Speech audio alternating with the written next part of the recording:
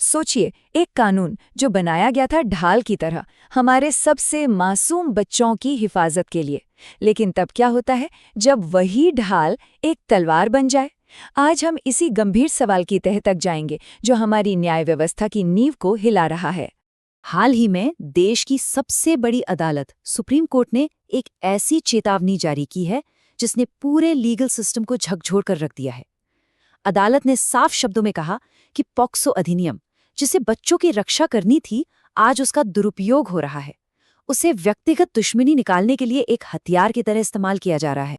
तो इस पूरे विवाद की जड़ तक पहुंचने से पहले ये समझना बेहद जरूरी हो जाता है कि आखिर ये कानून है क्या, इसका मूल उद्देश्य क्या है और क्यों इसका इतना सख्त होना जरूरी था।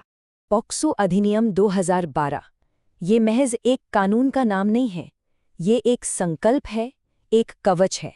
इसका सिर्फ और सिर्फ एक लक्ष्य है, 18 साल से कम उम्र के हर एक बच्चे को हर तरह के यौन अपराध और शोषण से बचाना। इसमें कोई भेदभाव नहीं है, हर बच्चा इसके दायरे में। इस कानून के सिद्धांत पत्थर की लकीर की तरह हैं। पहली बात, 18 साल से कम उम्र का हर व्यक्ति सुरक्षित है। दूसरी बात, ये न्यूड हमले से लेकर पोर्नोग्राफी तक हर तरह के अपराध को कवर करता है।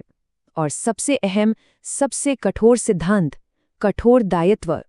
इसका मतलब साफ है, एक नाबालिग की सहमति कानून की नज़र में कोई मायने नहीं रखती। सहमति अप्रासंगिक है। और यहीं इस कानून का असली द्वंद्व सामने आता है।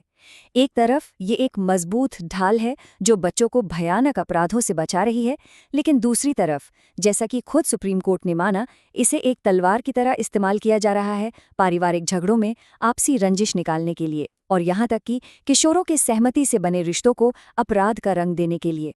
जब कानून का इस तरह दुरुपयोग होने लगा तो न्यायपालिका को दखल देना ही पड़ा। और फिर एक ऐसा केस सामने आया जिसने इस पूरी बहस की दिशा ही बदलकर रख दी।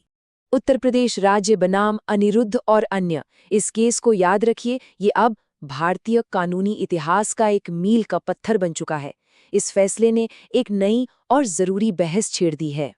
इस केस में सुप्रीम कोर्ट के फैसले बिल्कुल साफ थे। पहला, हाई कोर्ट जमानत के स्टेज पर उम्र तय करने के लिए सामान्य निर्देश जारी नहीं कर सकते।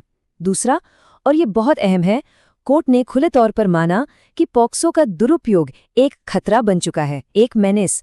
और तीसरा, उन्होंने सीधे केंद्र सरकार से कहा कि कानून में सुधार पर विचार करें, एक रोमियो जूलियट क्लॉज लाने पर सोचें। रोमियो जूलियट क्लॉज ये महज एक सुझाव नहीं था, ये सुप्रीम कोर्ट का एक सीधा संदेश था कि अब कानून को लागू करने में विवेक की जरूरत है। उन किशोरों के सहमति से बने रिश्तों को इस कानून के कठोर दायरे से बाहर रखने की जरूरत है, जहां शोषण का कोई भी तत्व मौजूद नहीं है। लेकिन सुप्रीम कोर्ट का ये फैसला अचानक नहीं आया। इसकी नींव भारतीय विधि आयोग यानी लॉ कमीशन ऑफ इंडिया द्वारा की गई एक बहुत ही गहरी स्टडी में पहले ही रखी जा चुकी थी। साल 2023 भारतीय विधि आयोग ने अपनी 283वीं रिपोर्ट पेश की। इस रिपोर्ट ने सहमति की उम्र से जुड़ी जटिलताओं को बहुत बारीकी से परखा था और आने वाले वक्त के लिए एक रास्ता तैयार किया था। तो कमीशन ने क्या कहा? उन्होंने साफ किया कि सहमति की उम्र 18 साल ही रहनी चाहिए, इसे कम नहीं किया जा सकता।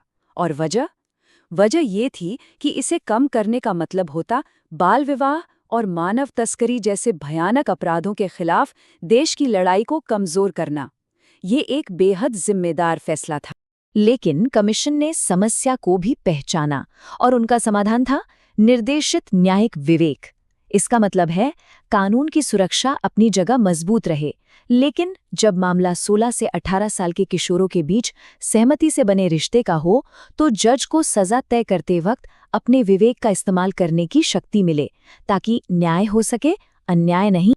अब सवाल आता है इस कानून के दुरुपयोग के गंभीर परिणामों का, और इसकी जिम्मेदारी सिर्फ अदालतों या सरकार की नहीं है, ये जिम्मेदारी हम सबकी है। जब इस कानून को हथियार बनाया जाता है तो इसके परिणाम विनाशकारी होते हैं। सबसे ज्यादा नुकसान उन असली पीड़ितों का होता है जिन्हें वाकई इस कानून की जरूरत है। ये एक जरूरी कानून की विश्वसनीयता को खत्म कर देता है। ये किशोरों को अपराधी बनाकर उनके भविष्य को तबाह करता है। और ये हमारी न्याय व्यवस्था पर उन मुकदमों का बोझ डालता है जिनके लिए ये कानून बना ही नहीं था। जैसा कि आप देख सकते हैं, हमारा कानूनी ढांचा एक बड़े बदलाव के दौर से गुजर रहा है। हम कानून की एक सख्त और सीधी व्याख्या से एक ज्यादा संतुलित, एक ज्यादा विवेकपूर्ण नजरिए की तरफ बढ़ रहे हैं। जहां पहले किशोर संबंधों पर सीधे मुकदमा चलता था, अब विधायी छूट की बात हो रही है।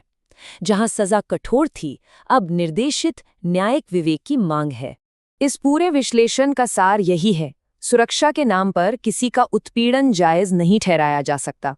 सच्चा न्याय सिर्फ कानून की किताब से नहीं, विवेक से आता है। और अंत में मैं आपके सामने ये एक गहरा और चुनौतीपूर्ण सवाल छोड़ रहा हूँ। हम ये कैसे सुनिश्चित करें कि जो कानून निर्दोषों की रक्षा के लिए बनाया गया था, वो खुद उन्हें दोषी ठहराने का एक जरिया न बन जाए? इस पर विचार करना होगा।